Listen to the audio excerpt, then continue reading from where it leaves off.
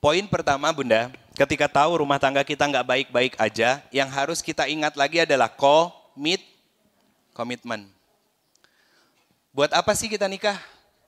Cuman pengen punya anak. Embek juga punya anak. Sapi juga punya anak. Nggak perlu nikah. Iya kan? Karena pernikahan itu kan disebut dalam Al-Quran sebagai mitsaqon ghalizo. Apa artinya? Ikatan yang kokoh lewat akad mengambilnya. Akad satu akar kata dengan akidah. Artinya gini, ketika seorang suami berakad meminta kepada seorang wali untuk menjadikan anak perempuannya sebagai istrinya, berarti seorang laki-laki itu sedang menegakkan akidahnya, keyakinannya bahwa saya bertanggung jawab dunia dan akhirat terhadap wanita ini dalam kondisi baik dan buruknya dia, senang dan sedihnya dia, dan itu akan dipertanggungjawabkan kepada Allah Subhanahu wa taala. Itu Pak. Itu komitmen namanya. Makanya disebut mitsaqan ghaliza, ikatan yang kuat. Kenapa? Karena kata mitsaqan ghaliza di dalam Al-Qur'an ada 3 tempat, Bunda. Yang satu menceritakan tentang apa? Ikatan antara para nabi dan rasul ulul azmi kepada Allah Subhanahu wa taala. Ini saya ulang lagi. Udah pernah saya sampaikan Bunda. Untuk mengingat kembali tentang komitmen yang benar dan kuat itu seperti apa. Nah, yang pertama adalah ikatan antara para nabi dan rasul ulul azmi kepada Allah. Yang kedua, apa? Yaitu ikatan antara Nabi Musa alaihissalam dengan Bani Israel. Yang ketiga itu pernikahan. Apa pelajarannya Bunda? Kalau pernikahan itu dijaga, dirawat dengan iman, dengan akidah yang benar, dengan kesadaran bahwa semua aktivitas yang kita lakukan bersama dengan pasangan, terhadap pasangan akan dimintai pertanggungjawaban oleh Allah Subhanahu wa taala, maka kemuliaannya setara dengan kemuliaan nabi dan rasul ulul azmi. Baik kan Allah? Kalau benar ngejalanin rumah tangganya. Tapi kalau suami sering berkhianat, menyakiti hati istri nggak taat kepada suami, apa yang terjadi? Allah akan hinakan sehina-hinanya sebagaimana Allah menghinakan kehidupan Bani Israel. Ngeri Pak, Bu. Gak bisa main-main. Makanya disebut sebagai mitsaqan ghaliza. Ini komitmen kita. Komitmen dalam menjalani kehidupan rumah tangga kita. Sehingga apa? Kita sadar ketika bahwa komitmen yang kita jaga, kita mulai dengan sebuah akad dengan pasangan kita adalah sebuah komitmen yang bernilai ibadah, maka nih saya ulang lagi Bunda. Ibadah ini harus punya 3 syarat utama. Yang pertama, harus makin dekat dengan Allah. Yang pernah nyatet, dibuka lagi aja catatannya. Yang kedua, akan menghadirkan ketenangan dalam menjalani kehidupan rumah tangga. Apapun masalah dan ujiannya tetap tenang. Nggak hariwang gitu. Kemudian yang ketiga, nyaman dengan pasangan. Apapun kekurangan dan keterbatasannya. Itu kalau konsep komitmennya betul untuk ibadah. Istri akan menerima segala kekurangan suami, suami akan meluruskan dan mendidik istri ketika istrinya melakukan kesalahan. Itu kalau betul komitmennya adalah ibadah. Bukan ketika istri salah didiemin, ketika istrinya nanya, "Pak, ada yang salah sama mama, pikir aja sendiri." Pak, perempuan itu susah mikir, makanya gampang baper Pak. Gampang baper kan? Nah ini kalau betul kita melihat dari sudut pandang komitmen kita menikah adalah untuk ibadah. Maka masalah apapun akan makin dekat sama Allah. Larinya kepada Allah, ngadunya sama Allah, curhatnya sama Allah, minta petunjuknya sama Allah, minta solusinya sama Allah dan lain sebagainya. Kemudian yang kedua, hadir ketenangan, merasa cukup. Bapak dengan beban pekerjaan di luar, di rumah. Kemarin waktu saya ke Lampung, salah satu wakil kepala sekolah. Kemarin saya ke Lampung ngisi di salah satu sekolah Muhammadiyah Bunda. Acara pembukaan penerimaan siswa baru. Kepala sekolahnya waktu di perjalanan kan saya diskusi banyak. Di rumah makan juga diskusi banyak. Dia bilang sama saya begini, Ustadz, berarti salah dong ya saya yang kadang dengan beban aktivitas di kantor, ya tekanan di kantor, tanggung jawab di kantor, ternyata masih saya bawa ke dalam rumah. Akhirnya apa? Saya marah-marah sama istri saya, sama anak saya. Saya bilang salah. Saya bilang salah. Kenapa begitu?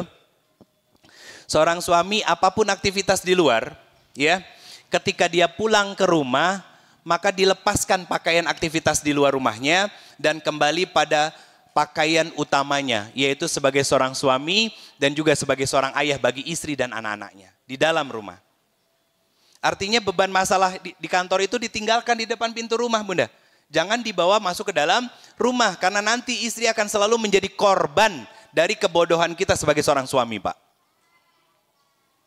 Itu yang terjadi kan kebanyakannya. Kenapa? Karena tidak menghadirkan komitmen yang jelas dalam menjalani kehidupan rumah tangga. Ya udah nikah ya nikah karena pengen punya banyak anak.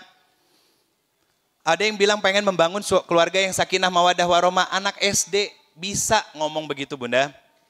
Karena yang paling penting dalam pernikahan itu bukan visi. Bukan. Tapi apa? Misi. Misi itu apa sih? Tentang bagaimana ya kita melakukan aktivitas-aktivitas kebaikan untuk mewujudkan apa yang menjadi visi dalam rumah tangga. Kalau betul ya visi dalam pernikahannya, komitmennya adalah ibadah, maka bagaimana misinya? Sebagai seorang suami akan sabar menghadapi istrinya. Sebagai seorang suami akan rajin dalam mendengarkan segala cerita dan keluh kesah istrinya. Sebagai seorang suami, ketika tahu istrinya melakukan kesalahan, dia akan sabar mendidik dan meluruskan istrinya. Sebagai seorang suami, ya, apalagi selanjutnya, dia punya kewajiban untuk membahagiakan hati dari istrinya. Sebagai seorang suami, dia punya kewajiban untuk membahagiakan, memuliakan istrinya. Itu kalau betul, komitmennya adalah ibadah. Maka misinya jelas, 1, 2, 3, 4, apa yang harus dilakukan sama dia. Bagaimana dengan para istri? Sama, Bunda. Kalau ternyata komitmennya betul untuk ibadah, misi yang kita lakukan apa? Saya sebagai seorang istri, apapun kondisi dan keadaannya, saya harus bisa menenangkan lebih dulu hati saya. Sebelum saya menenangkan suami saya. Sebelum saya menenangkan anak-anak saya. Kenapa? Karena saya sebagai seorang istri adalah jantung di dalam rumah ini. Kalau saya sebagai seorang istri gampang rudet, gampang stres, gampang sakit hati, gampang kecewa dan lain sebagainya, bagaimana saya bisa membahagiakan, bagaimana saya bisa menenangkan suami saya ketika dia pulang dan kembali ke rumah dengan semua aktivitas beban di dalam pikirannya dan beban di bahu-bahunya. Itu misi namanya, Bunda. Jelas apa yang harus dilakukannya. Untuk membangun keluarga yang bervisi ibadah, apa yang harus dilakukan? Saya setiap keluar rumah harus menutup aurat dengan sempurna. Pakai kaos kaki, pakai manset. Kenapa? Bukan hanya sebagai wujud taatnya saya sebagai seorang istri kepada Allah Subhanahu wa taala, tapi untuk menjaga suami saya agar tidak terbebani dengan dosa yang saya lakukan. Itu kalau betul ibadah, Bunda. Jelaskan apa yang harus dilakukannya. Ketika suami pulang ke rumah dengan beban di pundaknya, pikiran yang sangat berat luar biasa, karena visi dalam berumah tangga saya dengan suami saya adalah ibadah, maka sesampainya suami saya di rumah, saya tidak akan menginterogasinya, tidak akan menanya banyak hal kepada dia, kecuali hanya melakukan satu hal. Apa? Saya akan peluk suami saya dan saya akan bisikan di telinganya, "Pak, apapun masalahnya, Allah yang akan menyelesaikan semuanya." Itu misi, Bu. Aktivitas yang dilakukan itu namanya misi. Untuk mencapai apa yang menjadi cita-cita besarnya. Keluarga yang sakinah, mawaddah, warahmah itu. Saya aja semalam jam 1 baru sampai rumah, Bunda. Istri saya belum tidur. Begitu sampai di rumah, ya istri saya cerita beberapa hal. Dalam kondisi saya sudah capek, ya kan. Dan saya tetap paksa mata saya sedikit melek, habis itu saya izin sama istri saya untuk tidur. Ya sayang ya. Bahkan mau tidur nih, Bunda. Mau tidur sebelum saya ke Lampung, sebelum ke Panjalu, masih minggu kemarin, putri saya libur sekolah. Dia udah masuk sekolah. Dia lagi libur sekolah, saya mau istirahat siang, udah meluk guling, ya kan? Dia masuk ke kamar dan ngomong, "Ayah," dan itu posisinya mata saya sudah merem, Bunda. ayah, kakak boleh ngomong nggak sebentar? Mau nggak mau, melek, bukan pura-pura tidur dan terus tidur. Saya akhirnya maksa melek, Bunda. Kenapa sayang? Kakak mau ngomong apa? Dia cerita banyak hal, ada 10 menit ya kan. Saya udah bener-bener teler, akhirnya apa? Ayah mau bobo ya? Yaudah boleh deh ayah bobo. Anak-anak tuh. Dia cuma pengen didengar. Kalau ternyata dalam kondisi saya ngantuk, terus dia pengen cerita, saya bilang, boleh nggak ayah bobo dulu? Kecewa dia, karena dia belum paham tentang memanusiakan manusia belum, Bunda. Tapi ketika saya mendengarkan cerita dia, itu menjadi pelajaran dan keteladanan buat dia bahwa apa? Bahwa kita harus mengutamakan orang lain dibandingkan diri kita sendiri. Itu kan pelajarannya, Bunda. Iya kan? Nah, saya ngelihat, Bunda, sepatu putri saya udah sempit. Udah sempit, dia nggak pernah minta. Bundanya yang selalu bilang ke saya. Saya ngelihat. Akhirnya apa? Dia pakai sepatu yang pernah saya beliin untuk bundanya yang agak kegedean dan sekarang pas. Tadi malam bundanya bilang.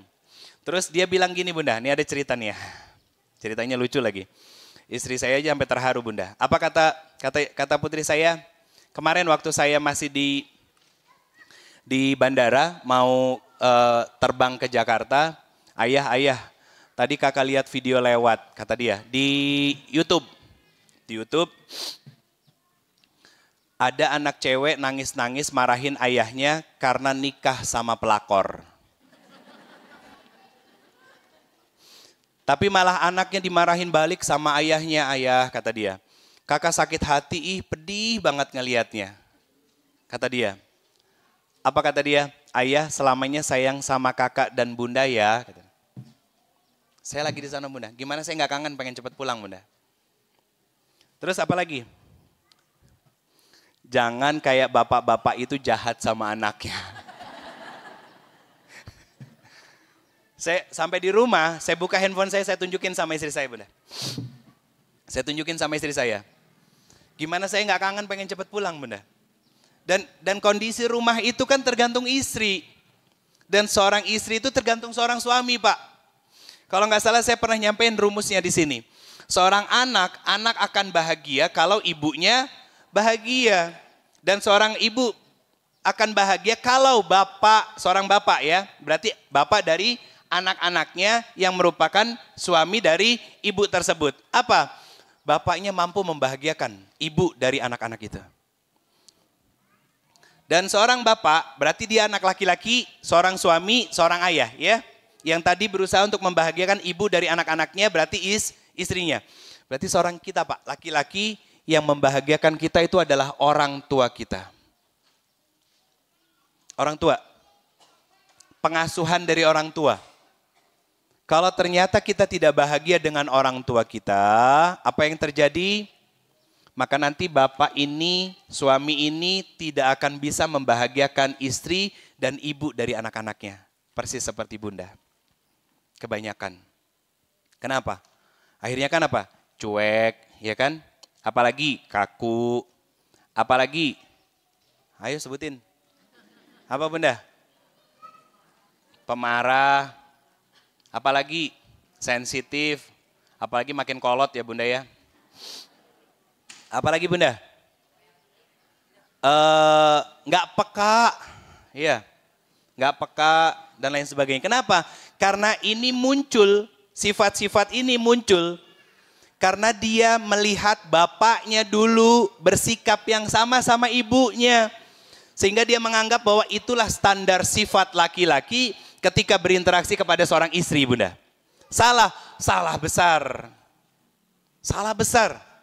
Nah itulah yang disebut dalam ilmu psikologi Islam yaitu hutang pengasuhan. Nah, dampak buruknya kepada laki-laki akan melahirkan sosok yang narsistik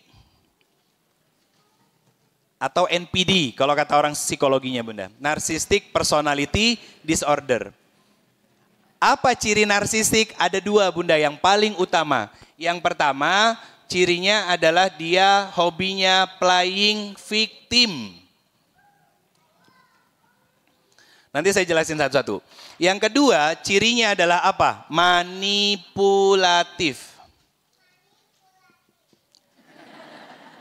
Sayang, Masya Allah. Jadi Ustadz ya nak ya nanti ya. Yang pertama playing victim. Ciri paling gampang orang playing victim itu dia salah, dia yang marah. Suami di rumah gitu, sesekali ya melakukan hal itu, ya kan? Apalagi cirinya, susah minta maaf kalau salah. Apalagi yang paling jelas, dia yang salah, dia ngarang cerita ke orang lain seolah-olah dia korban, padahal pelakunya. Nah hati-hati nih bunda, kalau circle pertemanan, bestie ya. Nah saya mau sampein. Kalau circle pertemanan, dia yang salah, terus dia ngarang cerita sama orang lain seolah-olah dia korban. Berarti teman kita itu adalah seorang narsistik dan jangan berteman sama dia. Capek hati. Karena udah capek hati juga sama suami soalnya. Ya bunda? Ya enggak? Playing victim. Manipulatif apa? Gambarannya, dia akan memanipulasi orang untuk percaya sama dia. Berita buruknya bunda, sifat ini bukan hanya menjangkit kita orang yang biasa, tapi juga menjangkit para tokoh dan sampai pada ustadz sekalipun. Demi Allah, saya melihat dengan mata kepala saya sendiri bunda. Contoh-contohnya banyak, nggak perlu saya sebutin ya. Jangan, karena ngejaga adab kita terhadap mereka. Cuman pelajaran besar yang pengen saya sampaikan kepada para bunda semuanya. Contoh sederhana dari gambaran narsistiknya seorang laki-laki itu adalah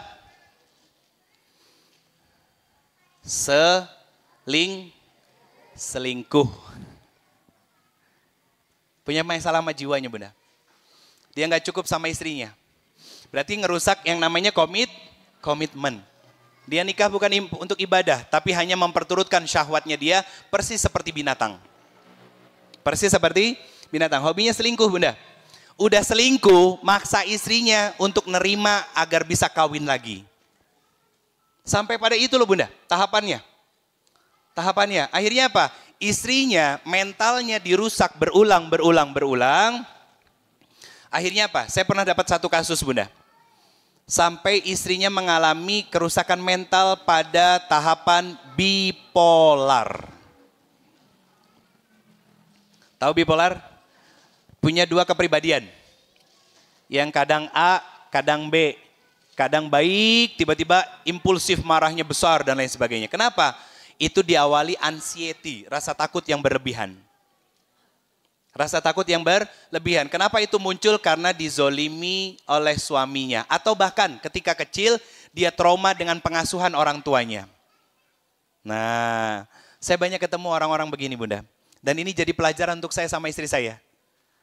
Jadi pelajaran untuk saling menjaga, saling merawat dan memelihara satu sama lain. Bahkan, nih bunda, saya pernah nulis di threadnya saya tentang manipulatif ini. Manipulatif itu orangnya pinter bunda. Makanya saya bilang sampai pada level tokoh dan ustadz. Saya verifikasi dan saya pastikan bahwa itu benar. Itu benar. Ada, sebutlah fulan, ya. Cerita yang sesungguhnya adalah beliau ini selingkuh, tapi membangun narasi di luaran itu adalah bahwa istrinya yang tidak siap untuk dipoligami. Itu narsistik bunda. Sampai akhirnya istrinya minta pisah. Minta pisah. Narsistik. Dia nggak akan pernah merasa kalau dia sakit bunda. Saya punya beberapa tulisan nih bunda tentang narsistik yang waktu itu pernah saya tulis. Nih. Narsistik itu, orang narsistik itu sebetulnya dia pintar. Punya potensi besar di dalam dirinya, tapi dia juga raja tega, nggak punya empati terhadap orang lain, dan sering bersikap semaunya sendiri. Nah, karena udah nggak punya empati, maka bersikap semau sendiri. Buat teteh-teteh yang masih single, hati-hati. Jangan gampang kagum sama seorang laki-laki yang kelihatannya pintar. Bisa jadi kepintaran yang dia punya itu karena dia mengejar apa? mengejar apresiasi dari orang di sekitarnya karena ada luka batin di dalamnya. Ya.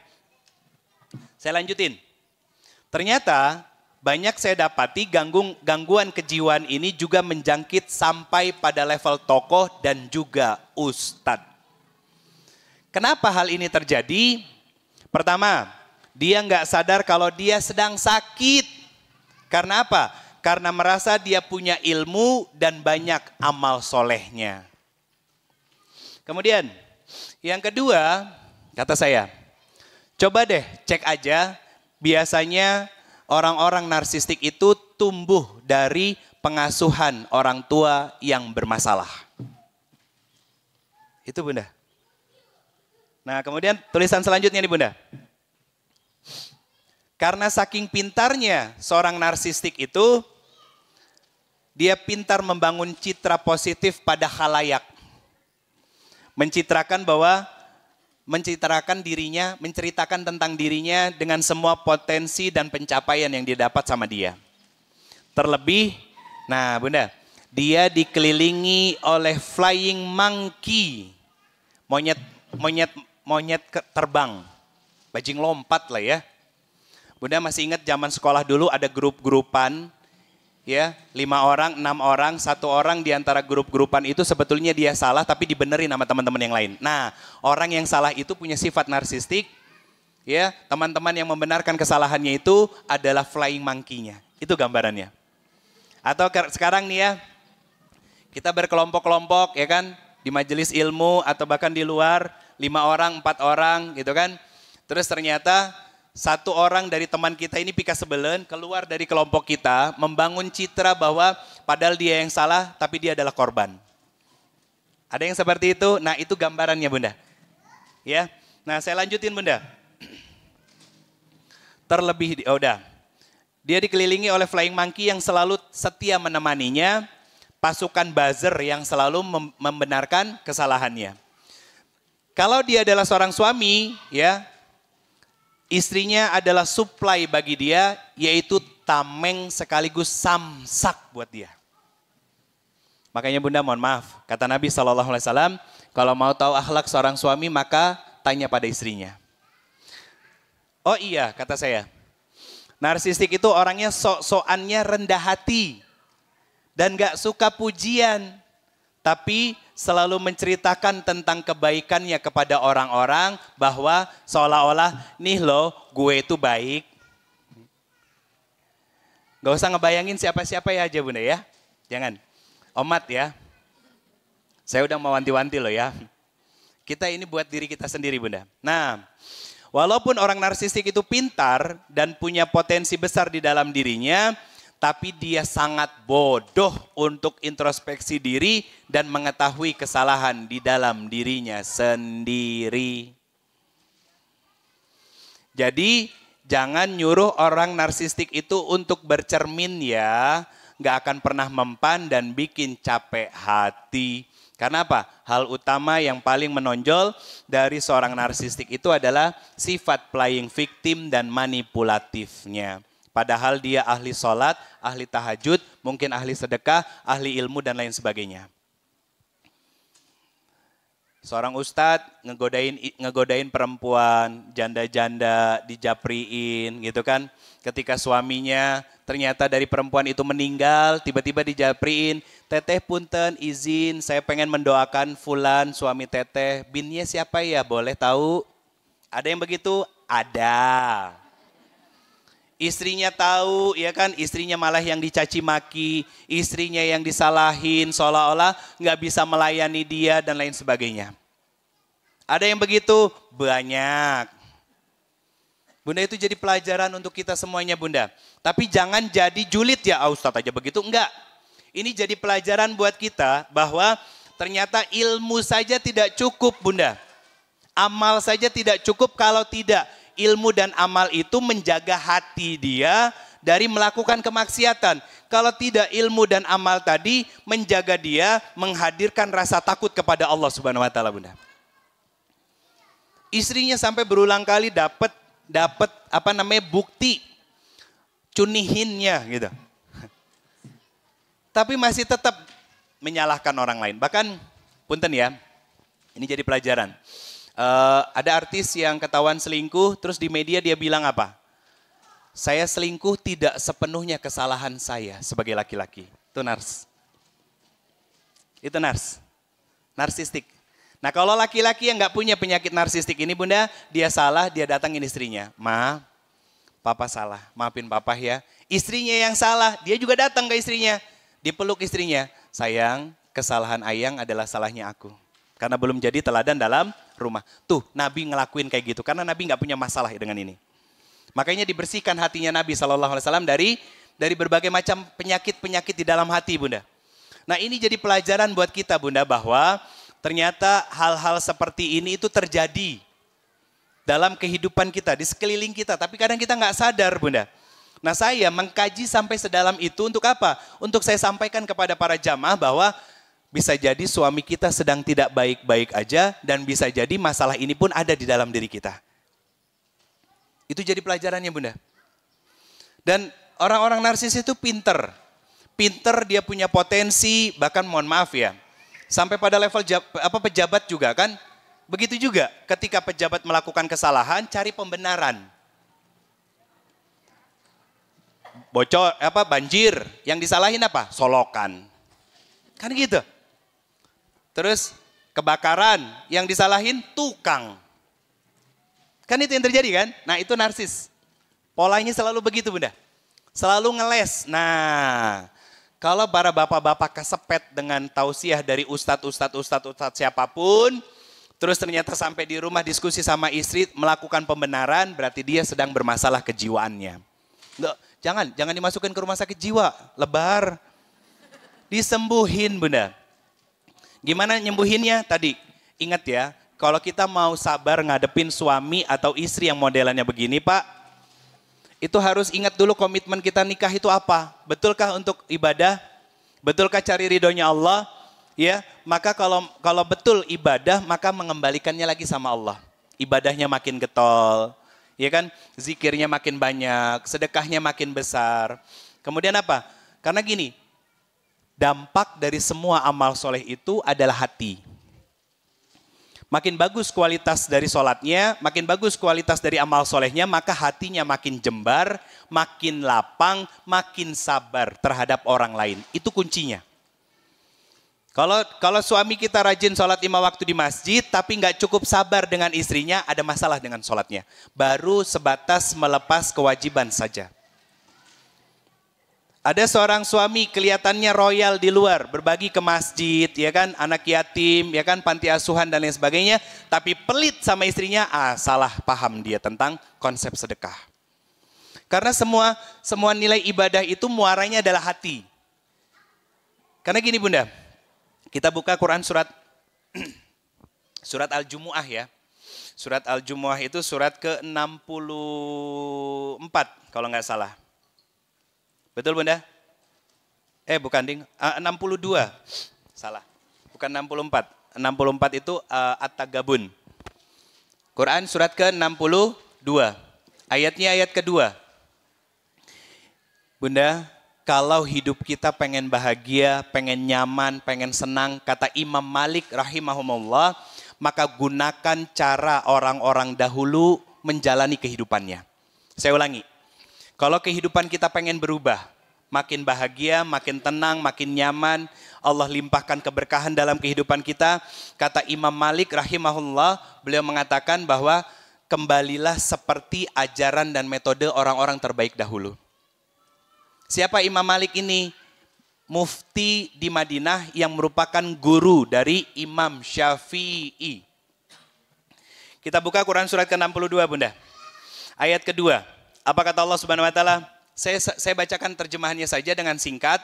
Kata Allah Subhanahu wa taala, "Dialah Allah yang telah mengutus seorang rasul di tengah-tengah kalian yang yang buta huruf dari kalangan mereka sendiri." Apa kata Allah Subhanahu wa taala lanjutannya? Yang membacakan kepada mereka ayat-ayat Allah. Seperti yang saya lakukan dan ustadz-ustadz yang lain lakukan bunda. Membacakan ayat-ayat Allah. Ini loh ayat tentang khamar, ini loh ayat tentang menutup aurat, ini loh ayat tentang taat kepada suami, ini loh ayat kewajiban seorang suami yaitu menjadi qawam dan memberikan nafkah kepada istri. Ini loh tugas kalian sebagai suami istri harus saling mengharmoniskan satu sama lain. Ini loh yang harus dilakukan sama seorang suami ketika istrinya lagi ambek atau melakukan satu kesalahan. Dibacakan dalil-dalilnya Bunda. Artinya kita ngaos, ya. Ngaos Quran. Nah kemudian lanjutannya apa kata Allah Subhanahu wa Ta'ala? Setelah membacakan ayat-ayatnya, mensucikan jiwa mereka. Lewat apa? Lewat ilmu yang sekarang disebut sebagai tazkiyatun nafs. Kenapa prosesnya setelah kita belajar tentang syariat, tentang ilmunya Allah adalah proses pensucian diri kita? Biar kita nggak jadi sombong Bunda. Udah banyak sedekahnya, masjid itu nggak bakalan nggak bakalan berdiri kalau bukan saya yang nyumbang. Itu. Jadi ilmu tazkiyatun nafs itu tentang apa? Ikhlas, sabar, ridho, tawakal dan lain sebagainya. Itu urutannya Bunda. Jadi setelah kita ngaos, kita banyak-banyak introspeksi diri, banyak-banyak muhasabah diri, banyak-banyak kita bertobat kepada Allah karena bagian dari tazkiyatun nafs. Untuk apa? Melembutkan hati kita, memperbanyak zikir kita kepada Allah dan lain sebagainya. Atau contoh yang lain gini, kebanyakan para istri yang cerita sama saya begini Bunda, Ustadz suami saya itu lulusan pesantren, punya ilmu berarti kan dia sudah ngawas ya Bunda ya. Dia sholat di masjid Ustadz, dia bahkan punya banyak dalil yang kuat dan hebat, hafalannya bagus dan lain sebagainya. Tapi Ustadz, sama istrinya cuek, sama istrinya keras, anaknya bahkan sampai pada ada satu cerita Bunda. Bunda nggak akan tahu karena saya nggak akan menyebutkan. Istri seorang ustadz, ya, istri seorang ustadz, bukan istri seorang ustadz, mohon maaf, seorang ustadz yang punya anak usianya masih kecil, balita, anaknya qadarullah kena autis, ya. Ketika autisnya itu muncul, ya kan Bunda, kebiasaan-kebiasaan yang dilakukan oleh anak autis tadi itu gak diterima sama suaminya, anaknya dicubit, bahkan sampai dikatakan sebagai anak yang buruk. Ustadz loh itu. Bahasannya Quran Bunda. Kenapa? Dia baru menghafal ayat-ayat Allah tapi belum sampai pada proses tazkiyatun nafsnya. Dia baru menghafal ilmu-ilmu Allah tapi belum sampai pada proses pensucian hati dan jiwanya. Bahwa anak itu adalah amanah dari Allah dan sikap kita terhadap anak, terhadap istri itu akan dimintai pertanggungjawaban sama Allah Subhanahu wa Ta'ala. Kalau komitmennya betul, maka dia akan sabar dengan ujian itu. Kalau dia nggak bisa sabar, berarti ada masalah dengan komitmennya saat menjalani kehidupan rumah tangga. Banyak Bunda. Saya bukan hanya ngasih contoh dari orang-orang biasa seperti kita. Sampai pada level yang disebut sebagai seorang ustadz pun itu ujiannya besar Bunda. Dan ternyata nggak sedikit yang gagal dalam ujian itu. Nah setelah itu, apa yang Rasulullah ajarkan kepada para sahabat tadi setelah membacakan ayat-ayat Allah, mensucikan jiwa, yang ketiga apa? Mengajarkan hikmah. Apa hikmah? Kisah hidup Nabi SAW itu hikmah buat kita Bunda. Kayak contoh gini, Pak, ini gambaran tentang bagaimana membahagiakan seorang istri. Ini hikmah, ya. Nabi SAW suatu ketika Bunda pernah kumpul sama istri-istrinya. Nah, salah satu istrinya Nabi SAW nanya sama Rasulullah, ya Rasulullah, siapa di antara kami istri yang paling kau cintai? Nah, kan kita sebagai seorang ayah osok Pak, dapat pertanyaan begitu ketika istri dan anak perempuan kita nanya sama kita. Bapak sayang dede, sayang teteh atau sayang mama? Kan bingung jawabannya. Kalau jawab sayang mama, anak kita ambek, ya kan? Kalau bilang sayang sama putri kita, ya kan? Nanti ibunya juga ambek. Gak bisa, perempuan gak bisa terima kalau hanya sekedar menjawab sayang kalian berdua. Nanti akan nanya, siapa yang paling disayang? Itu perempuan Pak. Jadi perempuan itu nanya bukan cari solusi tapi cari masalah. Makanya kenapa ada pelajaran dari Sirah Nabawiyah, itu biar kita mengambil hikmah, menggali pembelajaran. Apa yang dilakukan sama Nabi ketika ditanya sama istri-istrinya radhiyallahu anhum ajmain? Kata Nabi SAW, beri saya waktu. Akhirnya apa? Diberikan waktu untuk menjawab. Padahal gampang kan, Nabi tinggal jawab kan. Bayangin bunda, kalau dijawab, aku sayang sama Aisyah. Istri yang lain ambek nggak? Ngambek. Tapi Nabi minta waktu bunda. Minta waktu dari memberikan jawaban kepada istri-istrinya. Nah, apa yang dilakukan oleh Nabi? Dalam jeda waktu itu Nabi diam-diam datang ke setiap rumah istrinya ngasih hadiah. Semuanya dapat hadiah, ya, dapat hadiah semuanya. Kemudian dikumpulin lagi istrinya. Apa jawaban Nabi? Saya sekarang sudah punya jawaban tentang pertanyaan kalian waktu itu. Apa kata Nabi SAW? Orang yang paling aku cintai yaitu orang yang mendapatkan hadiah dariku langsung. Senyum semua enggak? Iya, karena semuanya dapat. Itu cara membahagiakan seorang istri, Pak. Nyenenginnya lewat pemberian. Sebagai bentuk apresiasi. Jangan pelit-pelit, ajak keluar, ya kan? Kemudian kemana? Jajan, makan, dan lain sebagainya. Bukan sebuah pemborosan. Tapi salah satu ikhtiar kita untuk menjaga kewarasan istri di dalam rumah. Iya kan bunda? Habis itu sehat kan? Iya. Dan itu kewajiban kita sebagai seorang suami sebetulnya. Nah ini komitmen bunda. Komitmen. Sisa 10 menit lagi bunda, saya akan cepat. Tentang bagaimana menjaga kondisi rumah tangga kita yang sebetulnya nggak semuanya baik. Tapi agar tetap baik.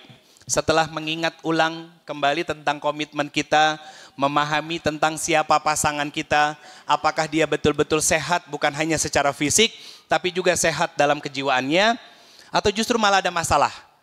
Nah, itu harus kita evaluasi bunda.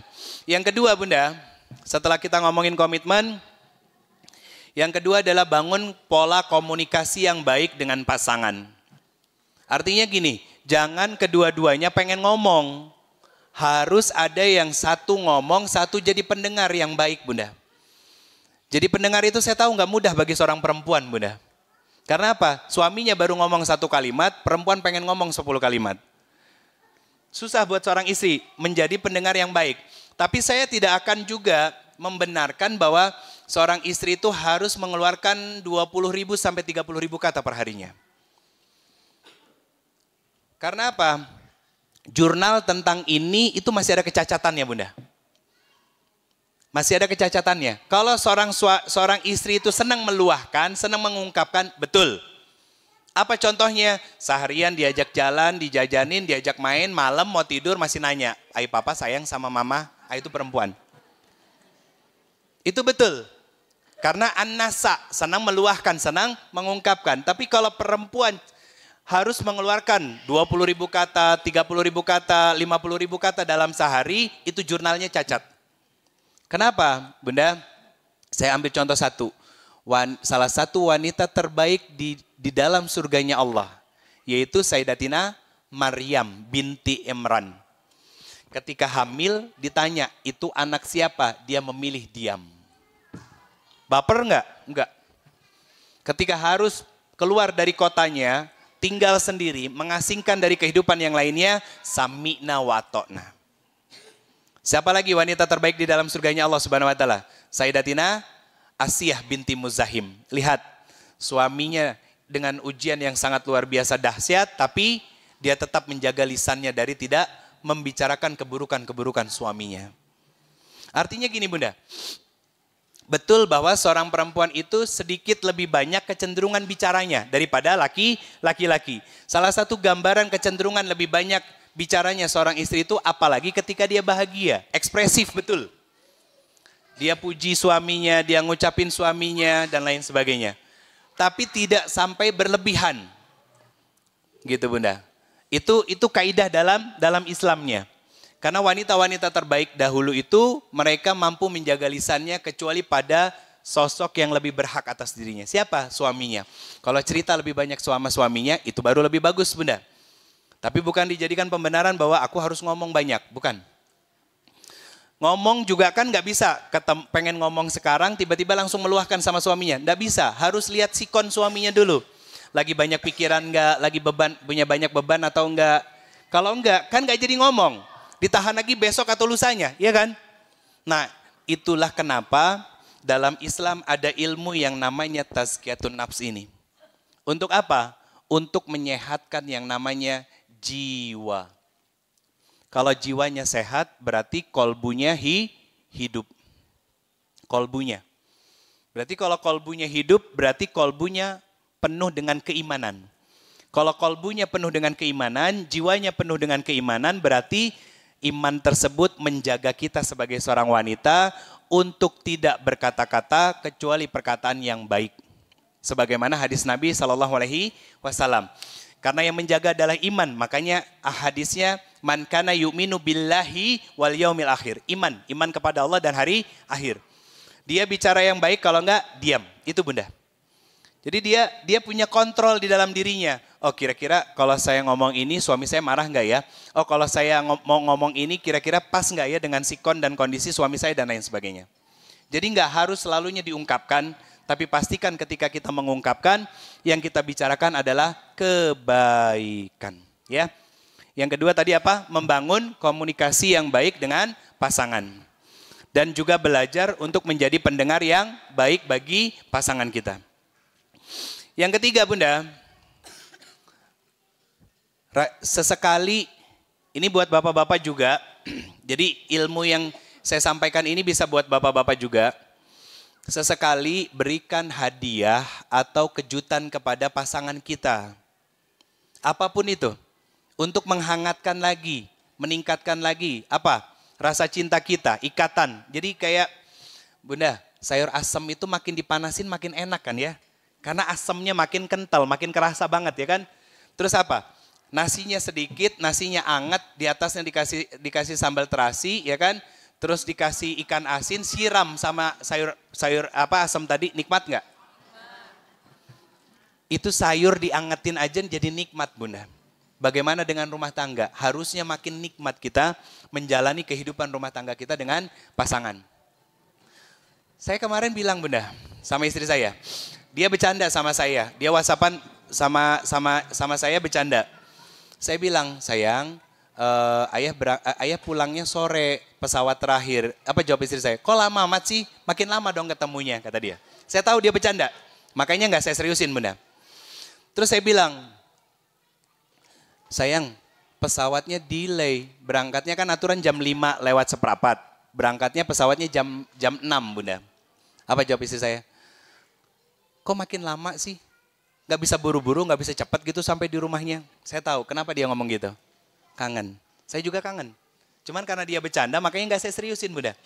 Nah itu kan kita memahami sebetulnya. Dari apa yang dirasakan sama pasangan kita Bunda. Nah akhirnya apa? Kita belajar untuk saling bicara dan saling dengar. Memberikan ruangnya masing-masing. Nah yang ketiga tentang memberikan hadiah. Hadiah apapun Pak, jangan pelit-pelit. Walaupun kita punten udah pensiun, pendapatan kita nggak seberapa, iya. Kan beli lotek itu kan nggak mahal ya Bunda ya, 15.000 kan lotek ya. Kalau istri kita senang lotek gitu Pak, pulang ada tukang lotek ya kan, mampir beli gitu. Tahu istri kita nggak suka pedes, beliin bawa pulang, kasih ke istri kita. Atau mungkin ketika lewat ada tukang tutut pedes gitu kan, ternyata ingat istri suka, beliin Pak. Itu hadiah. Itu yang disebut dengan mawaddah. Itu yang disebut dengan mawaddah. Jadi kecenderungan untuk terus menguatkan ikatan antara kita dengan pasangan kita. Sehingga rumah tangganya nggak hambar. Sehingga rumah tangganya nggak serumah tapi tak sejiwa. Sehingga rumah tangganya hangat selalu. Sehingga rumah tangganya tidak seperti kebanyakan orang-orang di luar sana yang mereka bisa tinggal bersama tapi tak mampu hidup bersama. Akhirnya apa? Usia pernikahannya semakin berkurang, tapi usia kebersamaannya semakin panjang Bunda. Kan itu yang mau kita mau. Terakhir Bunda, nanti kita sesi tanya jawab ya. Yang keempat, biar rumah tangganya selalu hangat, selalu menyenangkan, selalu membahagiakan. Bumbui rumah tangga itu dengan rasa cemburu. Kenapa? Cemburu itu bukan cemburu yang buta ya Bunda ya, tapi cemburu yang dibuat-buat. Cemburu yang dibuat-buat. Nah kayak begini nih. Seorang suami istri, saya beberapa kali ngelihat video viral. Seorang suami ketika bareng sama istrinya, tiba-tiba ada perempuan lewat, disapa, ramah ngangguk gitu kan. Nanti istrinya sampai di rumah, ngangguk. Sampai besoknya lagi di dapur, ngangguk gitu kan. Ngeledek suaminya tentang sikap ramahnya kepada orang lain. Nah itu kan, itu konten sebetulnya, tapi itu fakta bahwa perempuan itu seperti itu gitu. Dan laki-laki harus paham, artinya apa? Oh berarti saya nggak boleh sembarangan ramah, apalagi sama istri saya. Kan nggak sedikit, istrinya digandeng tapi ada perempuan lewat, matanya ngeliat. Akhirnya kan diparodiin lagi sama istrinya di rumah kan. Apa-apa sambil ngeliat gitu. Jadi bumbui dengan rasa cemburu. Bahaya. Kalau laki-laki nggak punya cemburu sama istrinya Pak. Disebut nusyus. Dan laki-laki kata Imam Ibnu Qayyim Al-Jauziyah yang tidak punya rasa nusyus kepada istrinya tidak akan pernah mencium aroma surganya Allah Subhanahu wa taala. Cemburu dalam hal apa seorang suami kepada istrinya? Pak punten, cemburu sama istri bukan karena istri kita jalan sama laki-laki lain. Tapi Anda punya kewajiban cemburu ketika istri Anda keluar rumah tidak pakai kaos kaki. Padahal kaki bagian aurat dari seorang perempuan. Anda harus cemburu ketika istri Anda di depan rumah ada tukang sayur keluar pakai daster ya kan. Kemudian pakai bergo yang lebar. Begitu mau bayar keleknya kelihatan sama tukang sayur. Dosa itu. Kemudian apa lagi? Anda harus cemburu sebagai seorang suami ketika apa? Istri joget-joget, gutak-gitek di depan kamera, diupload ke media sosial. Iya, seorang suami harus cemburu Pak. Karena apa? Itu urusannya neraka dan surga soalnya. Urusannya kewajiban kita sebagai seorang suami terhadap istri kita. Artinya cemburu pada porsinya masing-masing, bukan cemburu yang berlebihan. Nah seorang istri cemburu sama suami boleh? Boleh. Dalam hal apa? Suaminya lebih ramah sama orang lain daripada dirinya. Sampaikan. Bapak, sebetulnya ibu cemburu loh sama bapak. Cemburu kenapa? Kan bapak gak bikin dosa. Bukan. Bukan dosa besar yang bapak lakuin. Tapi ibu cemburu ketika bapak bisa bersikap ramah sama orang lain. Tapi sama istri dan anak-anak sendiri, itu cueknya. Boleh ngomong kayak gitu sama suami? Boleh. Itu ikhtiar seorang istri untuk menyelamatkan seorang suami agar tidak salah tempat dalam bersikap baiknya. Kan itu bisa jadi dosa Bunda. Karena kebaikan seorang suami itu dilihat dari rumahnya masing-masing. Nah ini Bunda kurang lebih 4 poin untuk menyempurnakan ilmu-ilmu sebelumnya. Ya, agar kita sebagai seorang muslim dan muslimah yang terikat dalam sebuah pernikahan bisa saling menjaga satu sama lain, bisa saling memuliakan, bisa saling membahagiakan, bisa saling menyembuhkan luka-luka masing-masing. Ya Bunda, Bunda suami itu nggak ada yang nggak punya salah. Saya pun pernah berdosa dan berbuat salah sama istri saya. Dan seorang suami ketika dia bersalah, minta maaf, mengakui kesalahannya, dan berusaha untuk membayar kesalahannya dengan bersikap baik kepada kita, ya, berusaha terus membahagiakan kita, berusaha untuk terus memuliakan kita, maka belajarlah untuk melupakan kesalahan dari suami kita itu. Karena apa?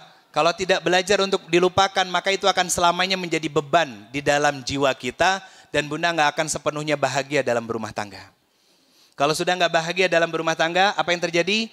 Akan selalu kasuat-suat jadinya, ya. Ya kan? Jadi keinget terus kan? Nah takutnya yang saya khawatirkan nanti di hadapan Allah nilai kita rapotnya merah semua Bunda. Dan ternyata di balik nilai rapot merah itu sebabnya karena kurang bersyukurnya kita kepada suami yang sudah jelas berubah. Berusaha untuk memuliakan kita, ya kan? Selalu memperbaiki hubungannya dengan kita. Akhirnya apa? Kita lupa untuk mensyukuri semua kebaikan suami kita dan akhirnya kita terpisah dengan suami kita. Suami kita ke dalam surganya Allah sedangkan kita ke dalam nerakanya Allah Subhanahu wa taala. Nauzubillahi min zalik. Saya tahu tidak mudah, tapi harus diikhtiarkan Bunda. Dengan cara apa? Dengan cara sebanyak mungkin melihat kebaikan-kebaikan dari pasangan kita, dari suami kita. Bapak juga sama Pak begitu. Sebagai seorang suami. Jangan juga jadi suami yang neteli. Kalau yang sok neteli mah perempuan, Pak. Lamis banget ya laki-laki kalau neteli ya. Jangan dibaca dosa dan kesalahan dari istri kita. Kenapa? Dosa dan salah istri kita itu tidak lepas dari kita. Nanti dalam hisabnya suami istri itu masing-masing. Ya, hisabnya masing-masing. Tapi akan ditanya oleh Allah tentang sebabnya apa dan siapa. Kenapa melakukan dosa ini dan lain sebagainya. Dan seorang istri, Pak, ketika nanti di hadapan Allah akan dihisab, yang pertama kali dihisab bukan sholatnya, bukan puasanya, bukan sedekahnya, bukan menutup auratnya. Tapi Allah akan panggil siapa suaminya dan akan ditanyai apa yang sudah dilakukan oleh suaminya selama didampingi oleh dirinya. Nah, pertanyaan saya sederhana, Pak. Bagaimana, Bu, rapot kita di hadapan Allah nanti? Jangan sampai nilainya merah semua sehingga kita gagal masuk ke dalam surganya Allah Subhanahu wa taala. Saya tahu rumah tangga enggak semuanya baik. Rumah tangga akan menjadi ujian satu sama lainnya. Tapi saya berpesan, apapun masalah di dalam rumah tangga, jangan sampai membuat kita kufur terhadap banyaknya nikmat yang Allah berikan kepada kita. Dan jangan sampai kita ceritakan masalah ini, masalah rumah tangga kita kepada orang-orang yang memang tidak punya pemahaman ilmu agama. Kenapa? Akan menjadi fitnah dan menjadi sumber kerusakan yang jauh lebih besar lagi. Barakallahu fikum. Jazakumullah khairan katsir, Bunda. Itu yang bisa saya sampaikan pada kesempatan hari ini. Mohon maaf kalau enggak terlalu maksimal, tapi semoga secara garis besar apa yang ingin saya sampaikan bisa diterima sama Bunda semuanya. Terutama dalam hal poin penguatan komitmen kita dalam berumah tangga dengan pasangan kita. Semoga Allah jaga sakinah dan bahagia untuk Bunda dan Bapak semuanya dalam berumah tangga. Allah lahirkan anak cucu keturunan yang salih dan salihah. Saya kembalikan lagi ke moderator dan MC. Kalau Bunda dan Bapak ada yang ingin bertanya silakan. Allahu a'lam bishawab. Hadanallahu wa ikum ajmain. Assalamualaikum warahmatullahi wabarakatuh.